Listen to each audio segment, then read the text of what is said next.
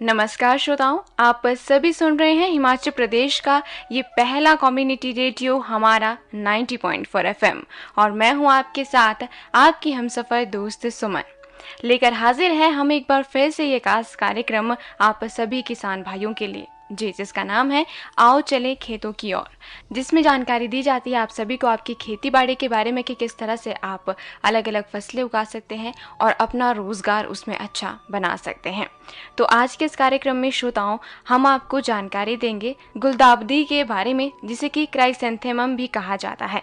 तो ये क्या है और किस तरह से आप इसकी खेती कर सकते हैं, इसके बारे में जानकारी हमें देंगे आज नौणी विश्वविद्यालय के पुष्प विज्ञान विभाग के प्रोफेसर डॉक्टर SR धीमान, जिनसे बात कर रहे हैं इस कार्यक्रम में हमारे सहयोगी साथी डॉक्टर करण सिंह वर्मा। तो आइए सुनते हैं इनकी बातचीत।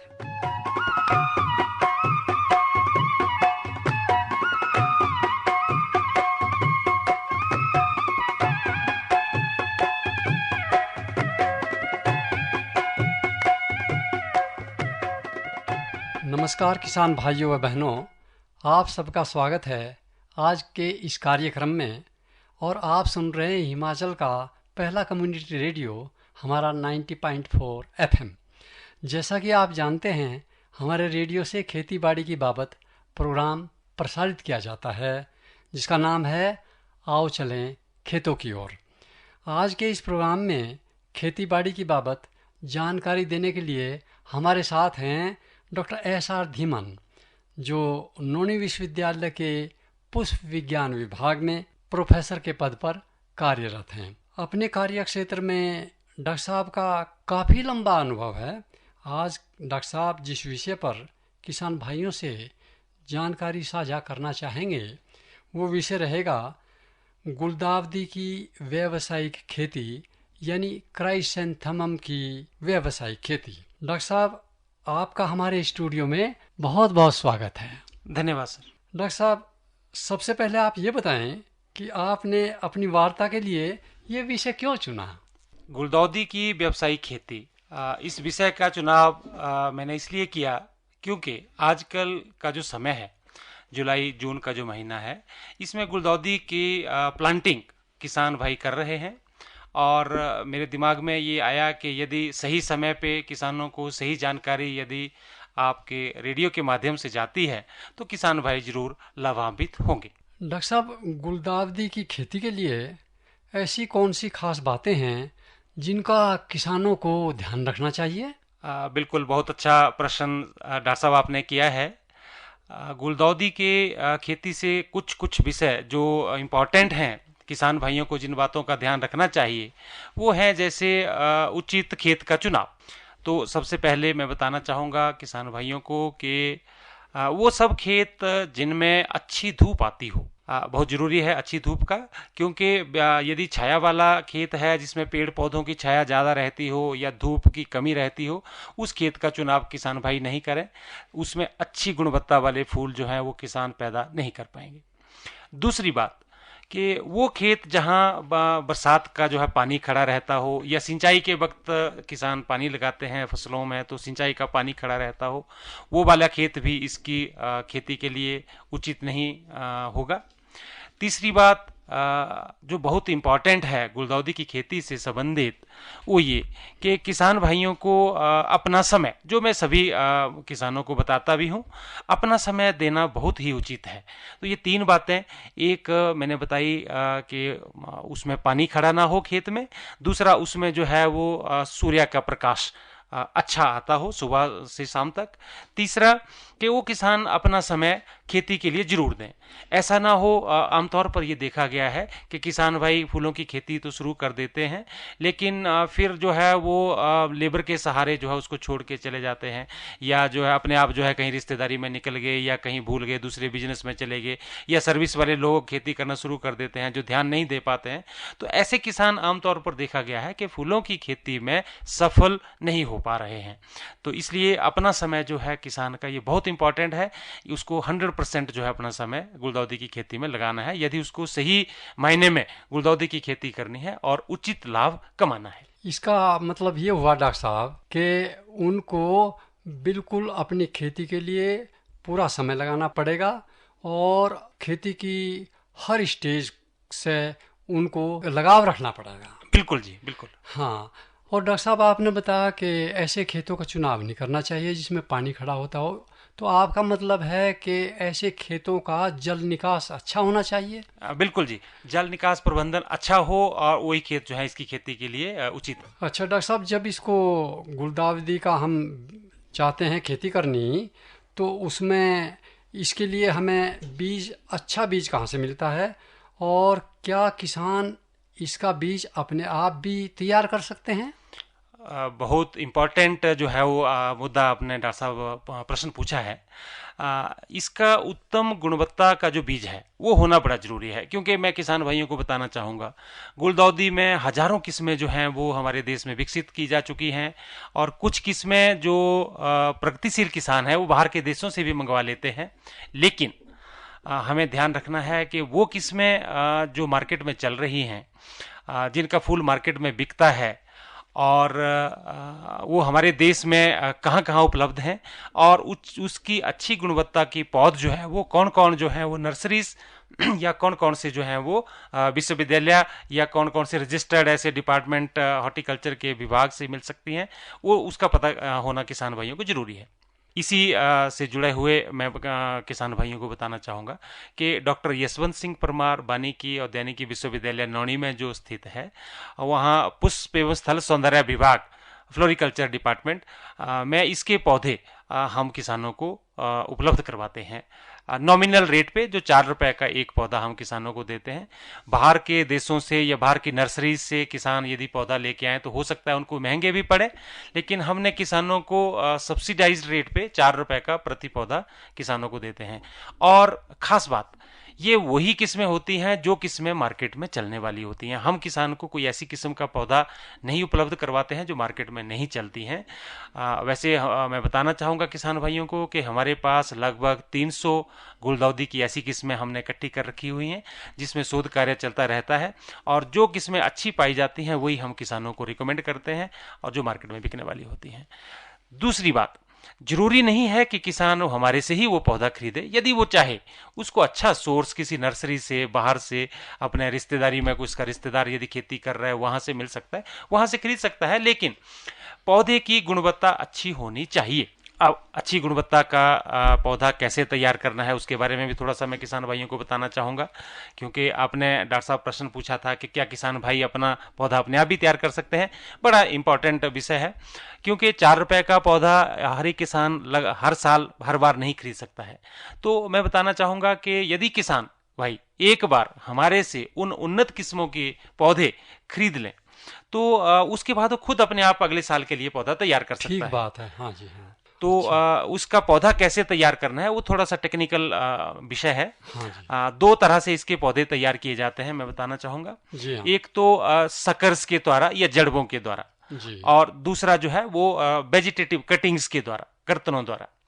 तो यदि कमर्शियल खेती के लिए हम गुलदाउदी का पौधा तैयार कर रहे हैं तो जड़बों द्वारा हम बिल्कुल तैयार नहीं करेंगे, क्योंकि उसमें उत्तम गुणवत्ता वाले फूल नहीं आते हैं।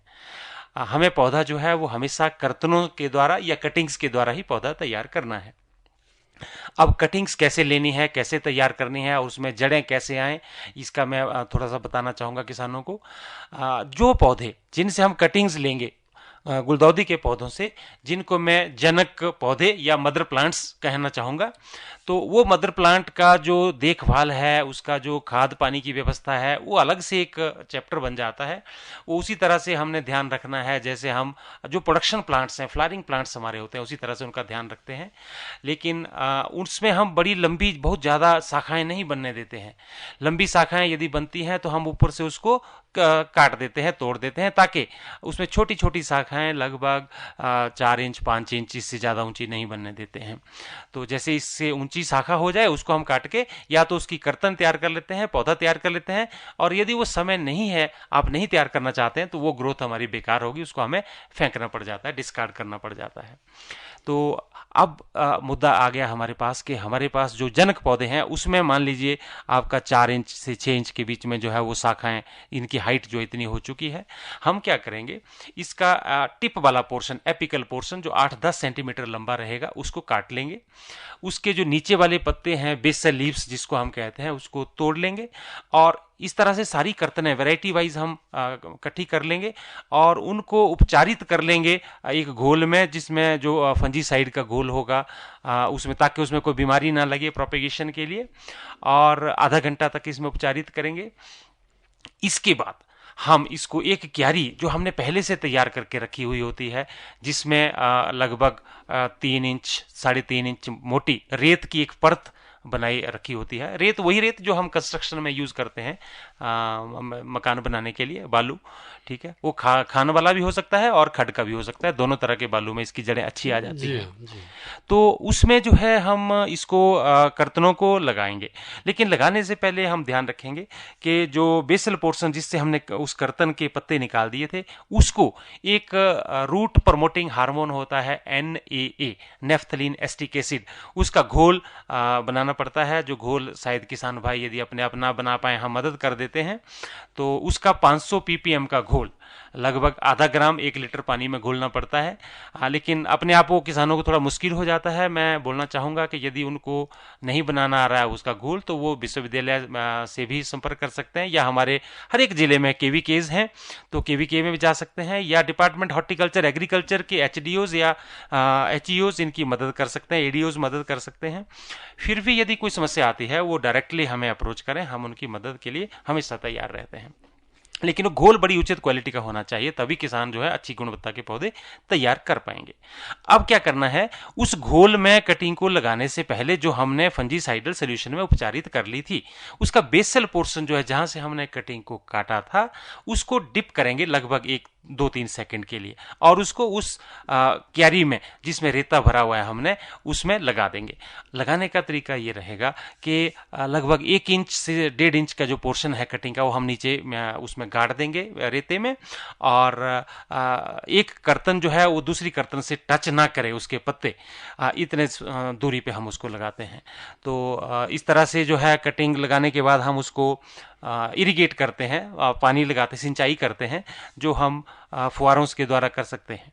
हाँ डॉक्टर साहब, आपने जो बताया ये अच्छा पॉइंट बताया कि उनको एक घोल लेके उसमें डिप कर लेना चाहिए और तब लगाना चाहिए। जी जी। तो ये घोल जैसे मिलता है, तैयार मिलता है नौणी विश्वविद्यालय में या KV कृषि विज्ञान केंद्र में, तो ये काफ़ी महंगा होता है। डॉक्टर साहब मैं बताना चाहूंगा, ये अभी तैयार नहीं मिलता है, इसको हमेशा फ्रेश ही करना पड़ता है, फ्रेश तैयार करना पड़ता है। अच्छा जी। तो वो किसान भाइयों को हम मदद कर देते हैं, हम बेचते नहीं है विश्वविद्यालय में इस घोल को।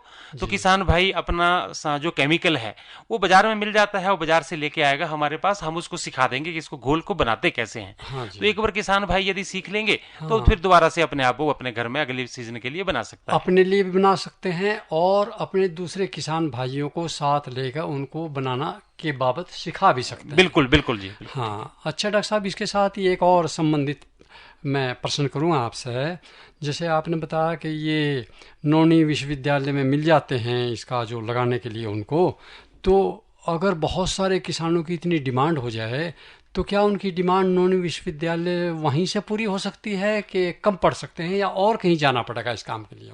बिल्कुल ये सिचुएशन आ चुकी है डॉक्टर साहब, मैं बताना चाहूँगा, क्योंकि शुरू में जब गुलदाउदी का जो खेती हिमाचल प्रदेश में शुरू हुई तो हम ये डिमांड को मीट आउट कर लेते थे जी। अब इसकी इतना एरिया हो गया है गुलदाउदी के अंतर्गत हिमाचल प्रदेश में, किसानों का रुझाव इतना बढ़ गया है इसके फसल की तरफ कि हमें ये पौधे पूरे नहीं कर पा रहे हैं हम।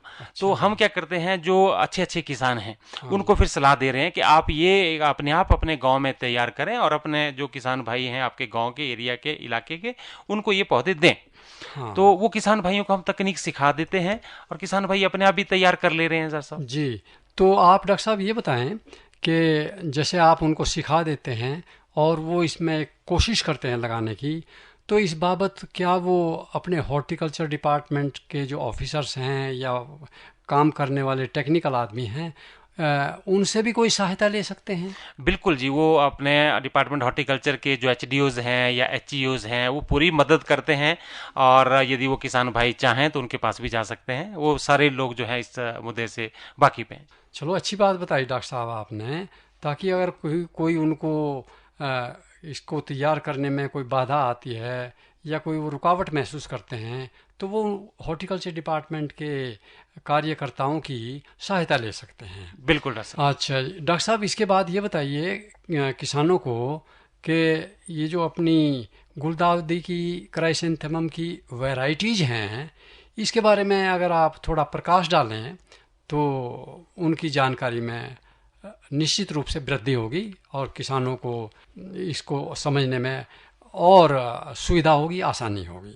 बिल्कुल, बहुत इम्पोर्टेंट मुद्दा अगला वाला जो आपने पूछा है डॉक्टर साहब, विषय है, क्योंकि मैं अभी कह रहा था कि हजारों किस्में गुलदाउदी की विकसित हो चुकी हैं और नई नई किस्में विकसित भी होती रहती हैं। हाँ, इस क्षेत्र के लिए आप जो वैरायटी बताएंगे वो ज़्यादा फायदेमंद होगी किसान भाइयों के लिए। बिल्कुल जी।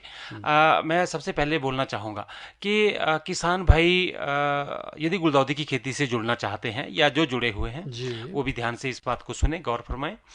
गुलदाउदी की जब बिजनेस के लिए हम बात करते हैं, बेचने के लिए जब बात करते हैं, कमर्शियल खेती की बात होती है, तो रंग के हिसाब से पहले मार्केट में गुलदाउदी बिकती है। सबसे पहले जो खरीदार है हमारा, उसके दिमाग में जो पिक्चर है वो सफेद रंग का फूल जो है वो सबसे ज्यादा मार्केट में बिकता है गुलदाउदी जी का। हाँ, जी हाँ। और फिर पीले रंग का, और फिर इन दो रंगों को छोड़ के फिर तीसरे रंग की बात आती है, कोई भी रंग की। अच्छा जी। तो रंगों के हिसाब से भी यदि हम देखें तो पहले पीले रंग की सफेद रंग की वैरायटीज को और फिर पीले रंग की वैरायटीज को जो खरीदार है वो महत्व देते हैं।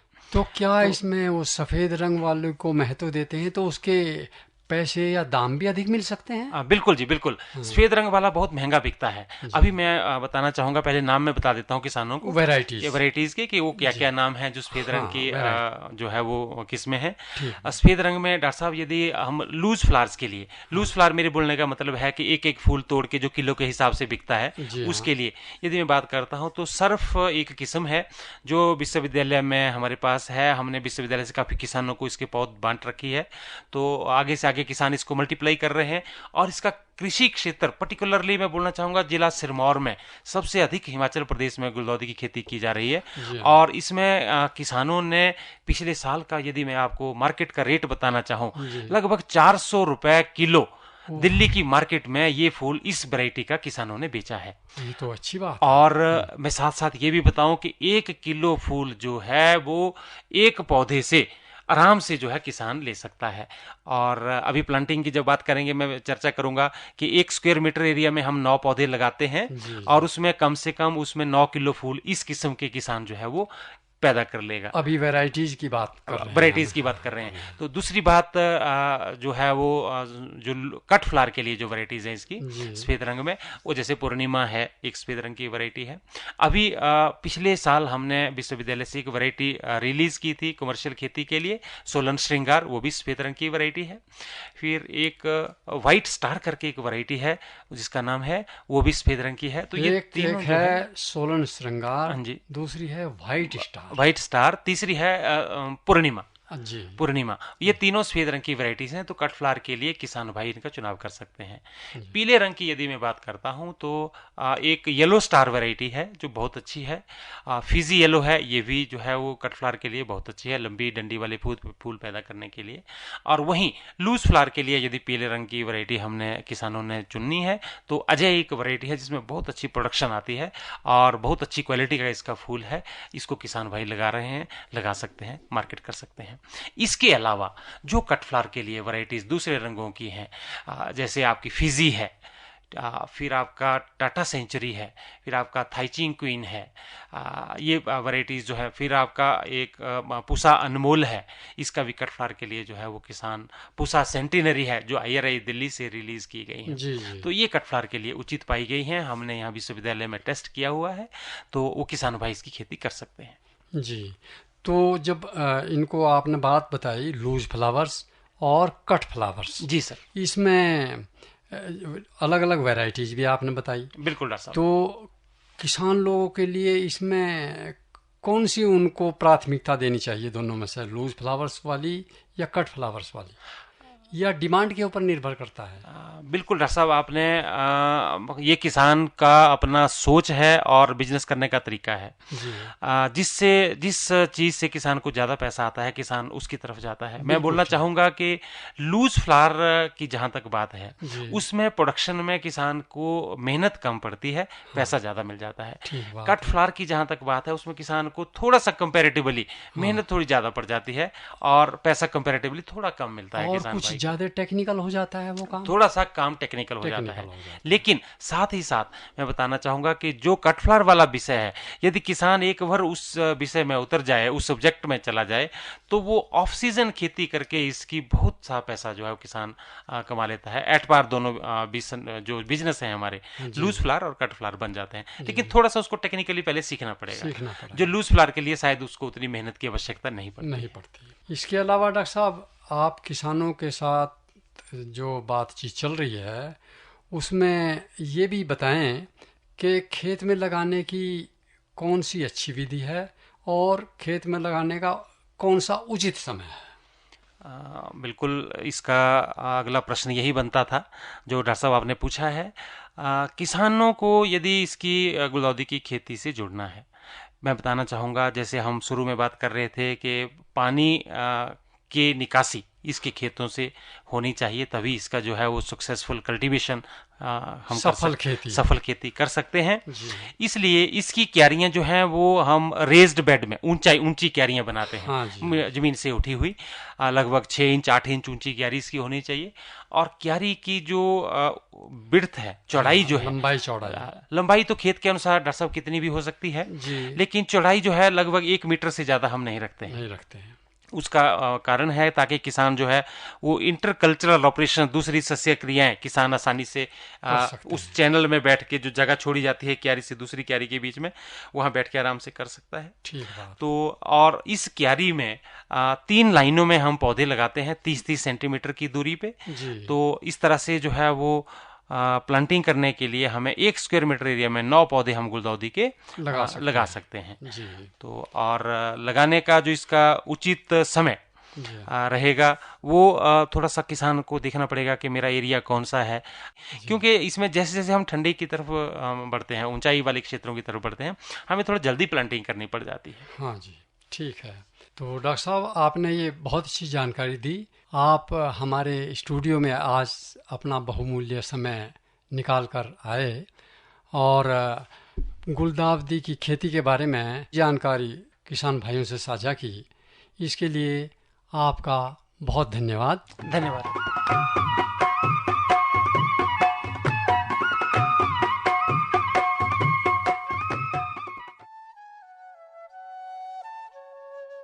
तो श्रोताओं, अभी आपने सुनी ये जानकारी गुलदाउदी की खेती के बारे में कि किस तरह से आप इसकी खेती कर सकते हैं। इसमें और आगे क्या क्या है और किस तरह से आप इसमें एक अच्छा अपना रोज़गार बना सकते हैं, इसके बारे में आपको आगे और जानकारी देंगे डॉक्टर SR धीमान, लेकिन इस कार्यक्रम के अगले अंक में, क्योंकि अभी वक्त हो गया है इस कार्यक्रम को यहीं समाप्त करने का।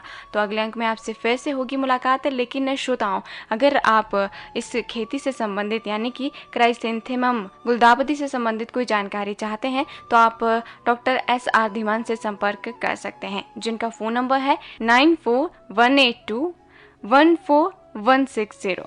इस नंबर पर आप इनसे संपर्क कर सकते हैं और जानकारी प्राप्त कर सकते हैं। फिलहाल अभी वक्त हो गया है इस कार्यक्रम को यहीं समाप्त करने का।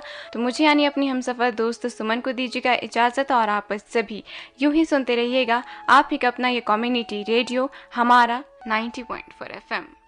नमस्कार।